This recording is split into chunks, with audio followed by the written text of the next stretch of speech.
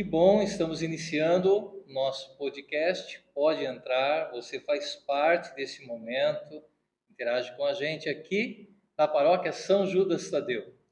Hoje nós queremos conversar sobre sinodalidade e ministerialidade. E temos aqui o Padre Paulo Floriani, que vem para conversar com a nossa paróquia nesses últimos dias sobre essa temática tão bacana. E não poderíamos deixar a oportunidade de conversar com ele também no nosso podcast. A Pascom da nossa paróquia faz esse trabalho, está iniciando, aproveitando as temáticas principais, centrais da igreja, de grande relevância, para que leve realmente a compreensão, das pessoas e também na interação, porque o nosso podcast é assim, é interativo. E você pode escrever para a gente, que a gente vai conversar, tá ok? Padre Paulo, seja bem-vindo. É uma alegria recebê-lo aqui na Paróquia São Judas Tadeu. Você que é daqui, mas que hoje faz um trabalho belíssimo na congregação. Mas o nosso povo quer conhecer o Padre Paulo. Então, quem é você? De onde é que você vem? O que você está fazendo hoje, Padre? Boa tarde a todos vocês, aqui da Paróquia São Judas. É uma alegria voltar à minha paróquia. Afinal de contas, aqui é a minha paróquia de origem. Eu sou jaraguaense, nasci aqui em Jaraguá do Sul em 72, já sou mais velhinho. E me lembro que nessa comunidade, quando era comunidade São Judas Tadeu, nós celebrávamos num barracão de madeira que tinha aqui, onde hoje é o centro de pastoral, que estão construindo esse belo centro de pastoral. Eu comecei a minha catequese. A minha preparação cristã justamente foi nessa comunidade. Morava aqui na vila e participava aqui da comunidade São Judas Tadeu. Depois minha família mudou para Videira, no centro-oeste de Santa Catarina.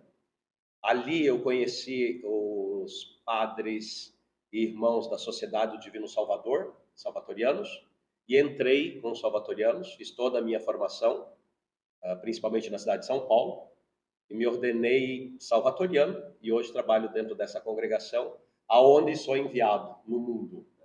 Fiz várias experiências fora do Brasil, trabalhando como salvatoriano, de modo particular na África, em Moçambique, onde eu fiquei 6 anos, uma experiência missionária na cidade de Chokwe, uma experiência muito bonita, muito enriquecedora.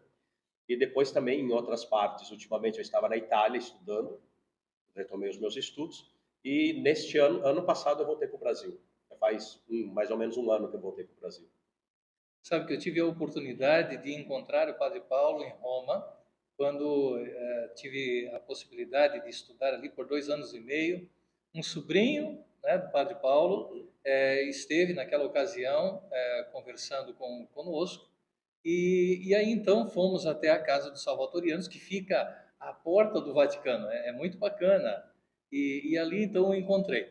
Não sabia que ele seria da paróquia, do qual eu seria enviado algum tempo depois aqui a São Judas Tadeu. Que alegria, o senhor que é padre aqui da casa, que fez os seus estudos, está fazendo seus estudos, em Roma, finalizando aí esse doutorado. O doutorado é em que temática, padre? Eu estou, na verdade, fazendo uma pesquisa em soteriologia.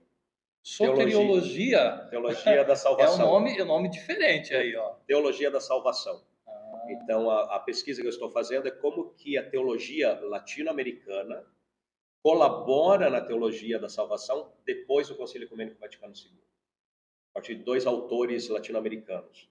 O Lúcio Reira, da Argentina, que é um dos pais da teologia do povo na Argentina, e o Inácio de Aporia, de El Salvador, que é um dos também colaboradores da famosa teologia da libertação na América Latina. Então, exatamente nesse contexto histórico, perceber como que a experiência de fé da comunidade e da igreja latino-americana compreende o que é ser salvo e colabora com a teologia universal nesse aspecto soteriológico da nossa salvação como cristãos.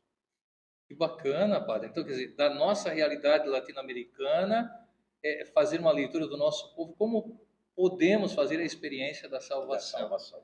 E aí, quando eu faço a pesquisa, então eu percebi a necessidade de perceber todo o caminho da fé no nosso continente, desde a descoberta. E quando você volta para os primórdios da evangelização na América Latina, é muito interessante perceber que a razão fundamental, justificadora da conquista do nosso continente, foi soteriológica. O que justificou a doação papal aos terrenos ultramar para Portugal e Espanha foi justamente a salvação dos povos indígenas. Só que no período especificamente colonial, essa salvação se conjugou intrinsecamente com a escravização do corpo. Pregava-se uma salvação da alma conjugada com uma escravização do corpo. Sim. Principalmente se falamos, por exemplo, da escravização negra, que no nosso país foi tão forte, foi tão grande. O negro abandonava a sua realidade, abandonava a sua cultura e tinha que abraçar o cristianismo, justificando-se que na África ele era livre no corpo, escravo na alma, e aqui no continente ele se torna livre na alma, porém escravo no corpo. O que é melhor? A justificativa é ser escravo no corpo, mas ter a alma livre. Isso justificou durante muito tempo uma perspectiva difícil de compreensão do cristianismo, se olharmos na profundidade evangélica, principalmente nos escritos paulinos. Quando a gente vê a carta de Paulo escrevendo sobre Onésimo, receba-o como um irmão, porque ele para mim é um irmão e não é mais um escravo, é um pouco complicado. E depois justamente a América Latina dá esse passo de compreensão de que a salvação é algo integral, que envolve o humano na sua totalidade, que envolve o humano como pessoa, uma pessoa que traz dentro de si a centelha do divino, a presença do divino que o pecado nos usurpou, mas que Cristo nos recupera, nos doa como filhos adotivos, e que é isso que nos devolve a dignidade que jamais pode ser explorada ou roubada. Olha que bacana, conversando sobre salvação, a nossa temática, embora seja, né, de sinodalidade e ministerialidade, é muito interessante que a gente comece a falar dessa realidade de salvação. Padre, tem alguma pérola que o senhor pode revelar para a gente, assim, já de antemão, né? Não, ainda não. Ainda precisa continuar pesquisando. Não, na verdade, eu não estou interessado nesse momento, também já não sou tão novinho, em terminar o título pelo título, mas terminar essa pesquisa, essa reflexão, porque aqui tem um elemento muito importante para a nossa igreja hoje, não? Perceber, porque muitos cristãos ainda têm uma noção salvífica muito associada apenas a uma vida após a morte. E não, o cristianismo é uma experiência salvífica. Já desde o início, quando eu abraço, quando eu abraço o cristianismo, encontrar-se com a pessoa de Jesus, Yeshua, é encontrar-se com o Deus que salva. E salva o quê? Salva a minha humanidade roubada pelo pecado. A minha integridade, a minha harmonia enquanto pessoa, que o pecado desarmoniza e que é necessário reharmonizar. E por isso as curas de Jesus no Evangelho, por exemplo, de Mateus, como foi lembrado nessa semana teológica. Quer dizer, a presença de Deus, estar com Deus, encontrar Deus, é mais do que nada encontrarmos-nos com aquilo que realmente somos. E aqui está o grande segredo do cristianismo e a grande beleza do cristianismo, de resgatar em nós aquilo que somos e não nos damos conta que somos. E que somente o confronto com Deus, essa relação com o divino, faz refletir aquilo que eu realmente sou. Então, nós cristãos precisamos perceber que a nossa fé é um caminho salvífico que continuará até o encontro definitivo, diáfano, claro, transparente com Deus depois da morte, obviamente. Exato, e é muito interessante porque a salvação ela é um dom. Sim, absolutamente. Ele é um dom a ser acolhido, né? E se acolhe, claro, com toda a vida, né? Acho que a pessoa, na sua integralidade, quando ela se encontra com Cristo, ela faz a experiência da salvação. Não é só a salvação da alma, mas é a salvação da pessoa. Da pessoa. Isso é muito importante. Nós não somos divididos. Dentro do espírito judeu-cristão, não há uma divisão da pessoa. A pessoa é uma totalidade. Então, é a totalidade da pessoa que é salva. Porque se não é a totalidade, se não temos consciência disso, o que é a encarnação? O porquê da encarnação? Por que a necessidade de Deus Claro. revestir-se da nossa carne. Porque a carne está dentro desse processo salvífico.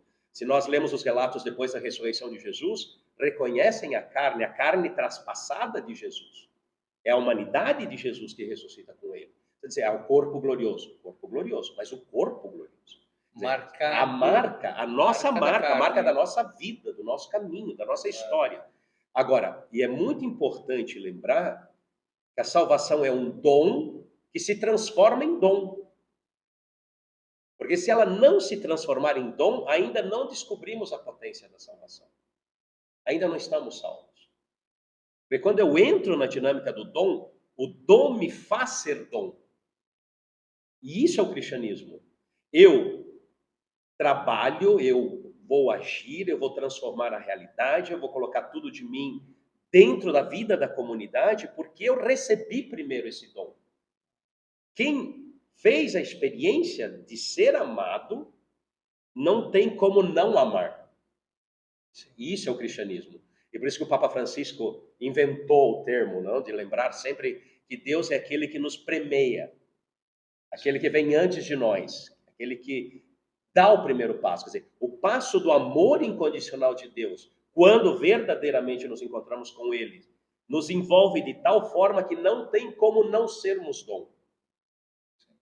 Um cristão que não se faz dom ainda não descobriu o cristianismo. Pode ir à igreja. Esse dom, padre, é doar a vida pela causa do Evangelho, é doar a vida na família, é doar a vida como padre, por exemplo, no nosso caso, doar a vida no trabalho, mas em que sentido? Por exemplo, os nossos pais que trazem as crianças, né, para a catequese. Alguns trazem por tradição, alguns porque se preocupam com o filho, com a educação da fé, com a salvação do filho, né?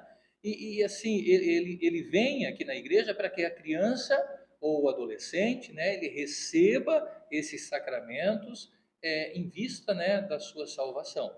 Mas nem sempre está preocupado que essa criança ou esse jovem, de repente, está ali para doar a sua vida, né? Aí acho que a gente entra já na temática da sinodalidade, que é exatamente a participação da pessoa na vida de Cristo, na vida da comunidade, portanto, né? Porque receber um sacramento, receber o dom de Deus, o dom da salvação, mas não fazer essa outra experiência de doar a vida é uma fé meio duvidosa, né? Ao menos é uma experiência que a gente tem feito. Eu diria que talvez não tenhamos chegado no nível da fé. Nós chegamos no estágio da religião, de uma tradição religiosa, mas não necessariamente ao nível de fé. Um dos grandes problemas nossos hoje, como católicos, é que muitas vezes nós somos católicos justamente de tradição. E entendemos a tradição como simplesmente a repetição de determinadas coisas, ou de determinados ritos, ou de determinadas obrigações. Então, muito dentro do espírito assim, da obrigação, da lei, do mandamento, do cumprir norma, porque se eu não cumpro, eu não recebo. E veja que por detrás de tudo isso há uma imagem de Deus. A imagem de um Deus que é juiz. O juiz que pede que eu realize aquilo para receber o outro. Então, há uma automatização da experiência religiosa que é muito complicada. Quer dizer, se eu cumpro isso, eu recebo aquilo. Então, eu vou fazer, talvez nem tanto porque eu realmente acredite no que eu estou fazendo e permita que a experiência que eu estou fazendo questione verdadeiramente o meu viver. Eu faço porque acredito que automaticamente, ao fazer aquilo, eu vou receber o outro e a minha consciência vai ficar tranquila. Quem entra verdadeiramente na dinâmica de fé cristã percebe que uma das coisas que nós jamais vamos ter muito tranquilo é a consciência. No sentido de que, quanto mais eu me aprofundo na minha experiência de fé, essa experiência mais me questiona e mais pede de mim transformação e conversão. E é por isso que a gente pode entender Jesus no Evangelho, que diz que quem quiser segui-lo tem que tomar a sua cruz e segui-lo. Tomar a cruz é tomar o caminho de doação total e absoluta no nível de Jesus. E o nível de Jesus é chegar a doar a própria vida sem pedir absolutamente nada em troca. Gente, olha o que significa isso. Você chegar a um estágio de liberdade tão ampla, de doar-se sem pedir nada, nada em troca, é um caminho árduo. Mas essa foi a experiência de Jesus. E isso é o amor cristão. Esse é o caminho do amor cristão. Então, como é que eu posso abraçar uma fé que me faz esse convite e ficar simplesmente satisfeito com o cumprimento de determinadas normas ou ritos? Sim. Não é possível. Não é possível por quê? Porque a gente não entendeu ainda a beleza do que a gente está abraçando. A gente não entendeu a profundidade do que nós estamos abraçando. E aqui está, na minha opinião, o grande trabalho que nós precisamos fazer hoje como igreja. Fazer com que nós cristãos compreendamos a profundidade e a beleza da nossa fé e como ela realmente ilumina um modo de viver, um modo de encarar a vida. Agora, esse modo de encarar a vida, ele tem que começar aqui dentro, entre nós. Certo. E isso é a sinodalidade. O senhor disse que foi para outros lugares do Brasil e do mundo. Sim. O senhor viu uma experiência, de repente, até religiosa, de fé, de comunidade, diferente da Muito nossa, diferente. que pode também iluminar, que pode ajudar a gente? Eu tinha feito, quando eu terminei, eu me ordenei com 26 anos de idade. E logo depois que eu me ordenei, eu continuei meus estudos teológicos e fiz o meu mestrado em missiologia em São Paulo. E logo depois foi muito interessante, porque eu deveria continuar os meus estudos teológicos naquela época e diretamente para o doutorado. Missiologia, missiologia, estudos sobre a missão da igreja. A missão da igreja. Missão da igreja. E aí tivemos um problema na nossa missão na África, em Moçambique, e me convidaram para ir trabalhar lá. Eu falei, tá bom, eu vou. Só que eu disse para eles, só que eu não vou por 3 anos. Você sabe que nós padres normalmente temos contrato inicial de 3 anos no local, principalmente os religiosos. Principalmente não os é religiosos. o meu caso, tá? Principalmente os religiosos. Mínimo 3 anos. Aí eu pedi, eu quero pelo menos 6 anos. Porque como é que eu vou fazer uma experiência num outro local, numa outra realidade, numa outra cultura? 3 anos, estou começando a entender o negócio e olha lá sem entender. Fui para Moçambique. É outra igreja, é outro cristianismo, é outra realidade. Primeiro, porque ali, e essa foi uma coisa muito interessante para mim, ali nós cristãos somos minoria, católicos.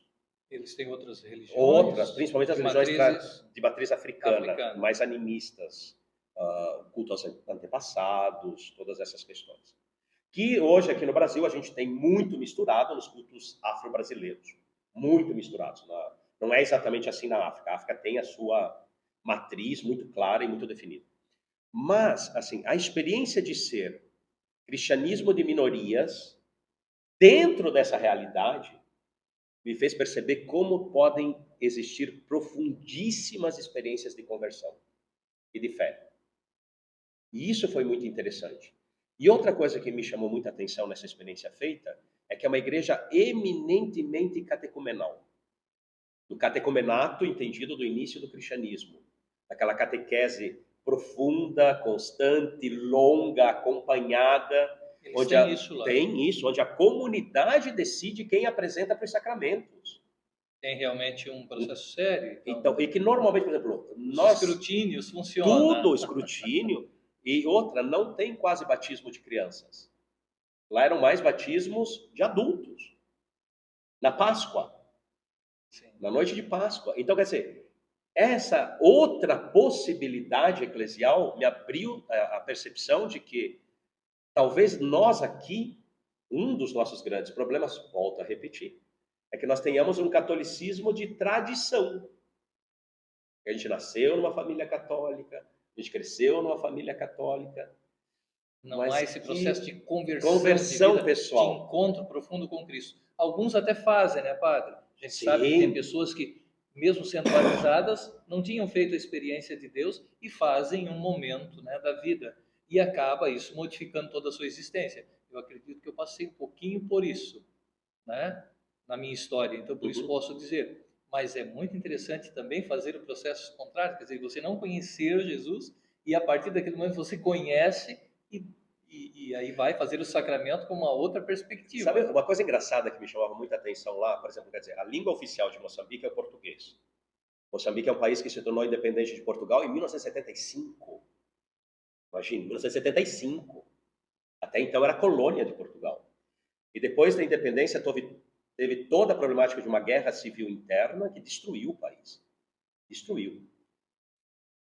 Agora, dentro da Igreja Católica, nós católicos ali, nessa experiência que eu fiz, uma missa podia durar tranquilamente 4 horas.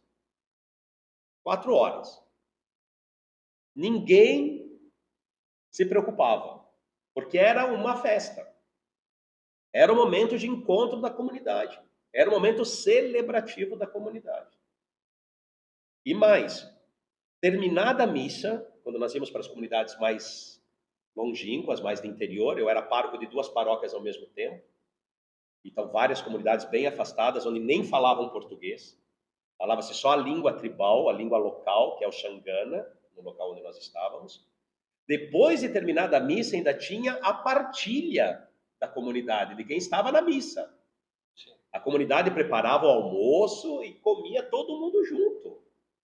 Então havia a partilha da palavra, da Eucaristia e do pão. Então, essa experiência era muito bonita naquela realidade, entende? E que faz perceber que nós podemos fazer tantas experiências riquíssimas na vida da nossa comunidade. Tudo depende da nossa abertura essencial a essas experiências. E aqui que nós temos tanta estrutura, tanta possibilidade, tantos recursos, imagine quanto se pode fazer se nós nos abrirmos. É claro. Entrando assim, padre, já mais na temática da ministerialidade, sabe? Os ministérios, né, na igreja, hoje a gente sabe que existe o ministério presbiteral, né, o nosso de padres, mas também a gente já agora se abriu muito mais na nossa diocese, que se conhece muito o diaconado, né? O diaconado tem o presbiterado, tem o episcopado, né? Digamos assim, o primeiro, né, o primeiro grau da ordem, que é o episcopado, o segundo grau da ordem, que é o presbiterado, o terceiro grau da ordem, que é o diaconado. A gente fica observando isso. Mas também a gente vê alguns ministros leigos, que a gente chama aqui de ministros auxiliares da comunidade, na nossa diocese, ministros auxiliares da comunidade. Como é que é isso, essa ministerialidade? E outros serviços, de repente, o senhor falava, né, para a gente na Semana Teológica sobre isso, que o ministério é um serviço. Existem alguns ministérios que são diferentes, né, uns dos outros. Como é que é isso na igreja? O senhor podia explicar um pouquinho para nós? Não existe cristianismo sem ministerialidade. O que é isso? Significa entender que todo batizado foi ungido. Ele recebeu 2 unções, se eu me lembro bem. A unção pré-batismal e a unção crismal. E nessa unção se lembrou que todos nós recebemos um tríplice munus. E todos nós somos sacerdotes. Eu não sei porque a gente chama só o padre de sacerdote.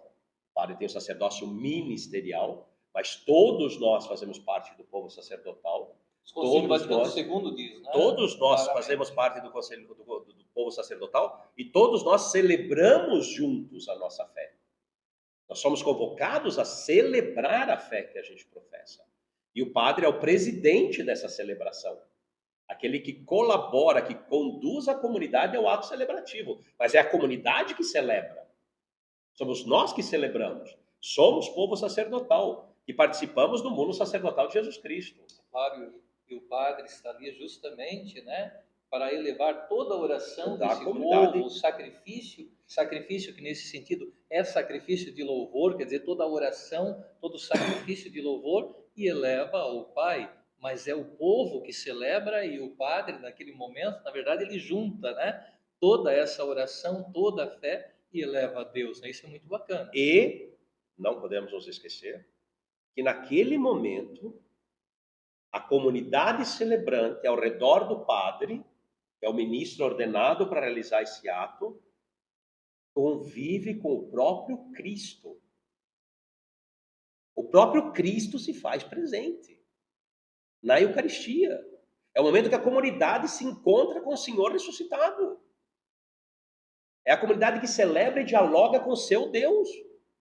É a comunidade que tem a oportunidade de falar profundamente com Deus, que entra nela, que caminha com ela, que se faz presente no meio dela. A gente esqueceu isso. O momento da Eucaristia é o momento, é o ápice do nosso encontro com Jesus. Ou não acreditamos na sua presença real na Eucaristia. Por isso que é preciso saber celebrar bem, né, padre? Óbvio. Celebrar faz todo o sentido. Quer dizer, celebrar, o Concílio Vaticano II fala aí, ativamente, plenamente, conscientemente e frutuosamente. E frutuosamente. Por quê? Gente, é o Senhor que está ali. Não sou eu, o Padre Paulo, o Padre aqui, o Padre ali, o Padre lá. Não, é Jesus que vem ali conosco. E toda a ministerialidade em torno desse altar. Porque a igreja encontra, porque a igreja encontra com o seu Senhor e recebe o mandato do seu Senhor para ir em paz e que Ele nos acompanhe para assumirmos a nossa missão, para colaborarmos com Ele na divulgação da Boa Nova e na construção do reino. A missa continua a missa continua na missão. Sim. E aí a missão é também ministerialidade. Por quê? Eu faço parte do povo sacerdotal, celebro a minha fé. Mas, sendo povo sacerdotal, eu recebo o munus profético. Eu sou profeta. E o profeta é aquele que tem a capacidade de discernimento. Ele é capaz de analisar, refletir, rezar, contemplar a sua realidade e perceber os sinais da presença de Deus, que o convida a aprofundar esses sinais e tornar o reino de Deus presente, e assumir a capacidade de denunciar tudo aquilo que vai contra a vontade de Deus.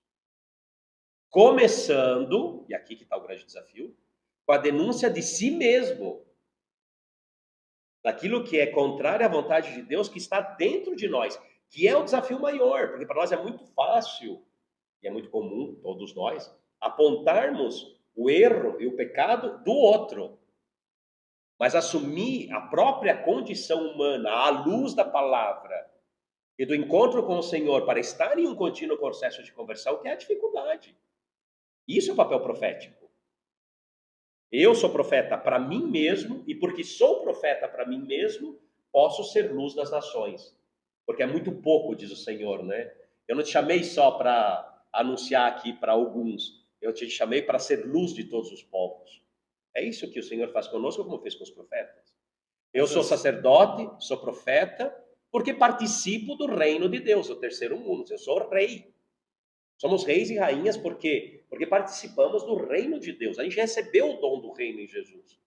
E como diz Jesus nas parábolas, principalmente ali em Mateus, quando faz toda a sessão sobre as palavras do reino de Deus, lembra que esse reino está presente em pequenas coisas, em pequenos gestos, em pequenas atitudes, em pequenas ações, e que crescem, e que vão crescendo, e se transformam em árvores frondosas que até os pássaros podem fazer seus ninhos. Mas se a gente ficar de braço cruzado, nem a semente cai. E é preciso facilitar também essa presença do reino de Deus sempre mais para as pessoas, né, padre? Então, pelo batismo, somos sacerdotes, profetas e reis, recebemos essa missão. Cada um tem uma vocação, um chamado ministerial, né? Porque nós não podemos esquecer um detalhe importante. Desde o batismo, a gente recebe o dom do Espírito. Sim. Na confirmação se reforça esse dom, dizemos, a partir de uma maior consciência pessoal de adesão à proposta de Jesus. E Paulo é muito claro. Paulo diz que o Espírito, o primeiro dom do Senhor ressuscitado, ele distribui os seus dons conforme ele quer. E aí Paulo, usando a metáfora do corpo, vai dizer que o corpo é um, mas o corpo tem muitos membros, nem todo mundo é cabeça, nem todo mundo é dedo, nem todo mundo é unha, e nem todo mundo é isso. Mas não posso desprezar nenhuma parte do corpo, porque se eu der uma martelada em cima da unha, não é só a unha que sente, é o corpo inteiro que sente. Então, o Espírito nos dá os dons, a todos nós, diferentes dons, por quê? Porque o Espírito contempla a totalidade da comunidade, da sua necessidade, e nos convoca a colocar o nosso dom a serviço de, não do próprio serviço. O dom que a gente recebeu é para o bem é comum. para o bem comum. A base do dom é o bem comum. Então, a ministerialidade, no fundo, nasce do nosso acreditar ou não no Espírito Santo. Se nós acreditamos que Deus são 3 pessoas e que uma dessas pessoas é o Espírito Santo, o Espírito Santo, Deus, ele distribui os dons para que a comunidade possa ser frutuosa e se tornar testemunha de Jesus, esse Espírito doa para cada um de nós dons para colocar a serviço dessa comunidade. Ou acreditamos ou não. E se acreditamos, então todos nós temos ministérios. Todos. Existem os ministérios ordenados, hierárquicos, como foram lembrados, e tem todo um sacramento de instituição. Eles fazem parte da liturgia sacramental e institucional da igreja. Mas ministerialidade significa serviço. Todos nós temos algum ministério. Todos. Instituídos e não instituídos. Mas são ministérios. E aí, ministérios temporários que circulam. Agora, o que é importante é que cada um de nós tenha a capacidade de perceber qual o dom recebido. Que dom eu recebi? É difícil, né? Às vezes fazer isso. Tem gente que chega, né, para nós padres e pergunta assim: padre, mas eu queria ajudar, queria servir, né? Mas eu não sei qual é o meu dom, o que eu poderia ajudar na igreja. Aí eu sempre digo assim: primeiro, olhe para dentro de você. Quais são as suas características? Olhe para dentro da igreja, você conhece? Se a pessoa não conhece, eu digo, então eu vou te apresentar.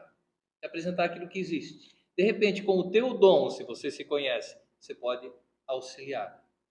Então, um serviço ministerial dentro da comunidade, quer dizer, se eu estou ali, né, é um chamado de Deus e eu me coloco na disponibilidade. É claro que o ministério ordenado é para a vida inteira. De repente, um serviço ministerial leigo é por um determinado tempo. Às vezes não, às vezes pode ser por uma vida inteira também. E algumas vezes pode também ser por um determinado período, né? Talvez porque o mais importante é a gente perceber que não está tanto no que eu faço, a questão da ministerialidade. Está no porquê eu faço. A ministerialidade é assumir na vida uma atitude de serviço. E se eu assumo na vida uma atitude de serviço, não importa o que eu faço, importa o que eu estou fazendo. E aqui é que vem o elemento que me ajuda a discernir qual é o meu dom. Porque é ali onde eu me sinto feliz realizando aquilo. E me coloco realmente a serviço. E se eu tiver que fazer uma outra coisa, eu vou fazer, não me preocupa.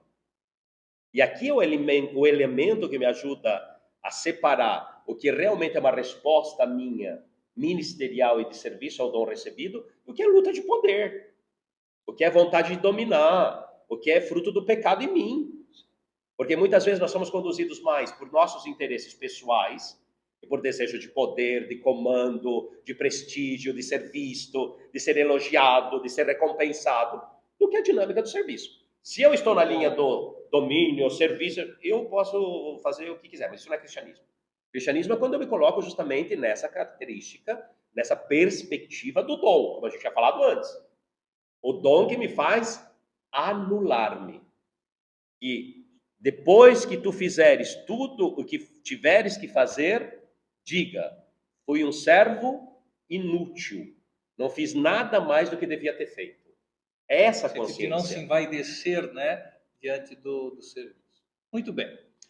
Sinodalidade, ministerialidade, passamos pela soteriologia, teologia de salvação também, que foi muito interessante para iniciar. Sinodalidade, né, a gente acho que compreende muito bem, que é a nossa participação como um todo, na vida da comunidade. Eu acho que com a responsabilidade que nos vem dos sacramentos que a gente recebeu do próprio Cristo, né? E todos nós temos o nosso papel dentro da comunidade, devemos participar. E é claro, através de serviços, né, na comunidade, que é a ministerialidade. Cada um deve descobrir o seu, olhar para dentro de si, esse chamado do Senhor. Também tem a necessidade. A nossa paróquia sempre tem necessidades. E você também pode ser o ministro. Você também pode fazer parte dessa colegialidade, dessa participação. Por isso que foi tão importante e bacana falar com o Padre Paulo aqui, porque certamente vai surtir esse efeito na vida das pessoas de quererem fazer mais e melhor a experiência de Jesus para se tornarem dom, assim como receberam tanto, assim como todos nós recebemos tanto. Padre Paulo, nosso muito obrigado. Eu queria só lembrar mais uma coisinha que eu Claro, acho que fique à vontade. é importante para a comunidade, é assim. Essa experiência que a gente viveu, dolorosa, da pandemia, eu tenho a impressão de que ela está despertando o que de pior nós temos na humanidade. No início da pandemia, quando a gente teve que se isolar, e a gente sentiu a necessidade do abraço, do contato, parecia que isso era tão forte, tão necessário. Mas, por outro lado, agora que a coisa passou um pouco, eu tenho a impressão de que nós, como seres humanos, estamos nos tornando cada vez mais egoístas, mais separados, mais isolados, mais descomprometidos uns com os outros. Há uma violência que eclodiu dentro de nós que é muito estranha. E que a gente não tem mais paciência para nada. A gente não tem mais paciência no trânsito, a gente não tem mais paciência numa fila, a gente não quer mais esperar, a gente não dá mais lugar para o outro. Palavras simples como com licença, obrigado, por favor, estão sumindo. Nós cristãos precisamos refletir. Ser fermento na massa. Há um chamado claríssimo, como um sinal dos tempos, de que nós cristãos precisamos resgatar a dimensão profundamente comunitária da nossa fé. E a dimensão comunitária é sinodalidade, a dimensão comunitária é ministerialidade, a dimensão comunitária é voltar-se ao dom. Meus irmãos, minhas irmãs, nós precisamos voltar ao dom. Urgentemente. Fiquemos com essa reflexão profunda, bonita do Padre Paulo, e você pode se comunicar aqui com a gente. Escreve, pergunte, e a gente vai responder com muito carinho. É o nosso podcast, é o nosso Pode Entrar. Você pode entrar aqui e participar com a gente aqui da São Judas Tadeu, com a nossa pastoral da comunicação, que está fazendo esse trabalho, né, de evangelização através das redes sociais. Obrigado mais uma vez pela sua presença com a gente. Obrigado, Padre Paulo, pela sua disponibilidade de estar aqui na nossa paróquia, na sua paróquia também, junto com a nossa pastoral da comunicação aqui e de todas as pessoas que nos acompanham e realmente acreditam, né, na igreja, em Cristo Jesus, né, nessa experiência bonita de comunidade. Muito obrigado. Eu que agradeço e que Deus abençoe profundamente o trabalho que vocês estão realizando aqui e que possa ver cada vez mais crescer esses frutos, porque nós realmente temos uma fé muito, muito linda, muito significativa. A gente não pode perder isso. Certo. Muito obrigado, gente. Valeu. Um grande abraço. Até mais.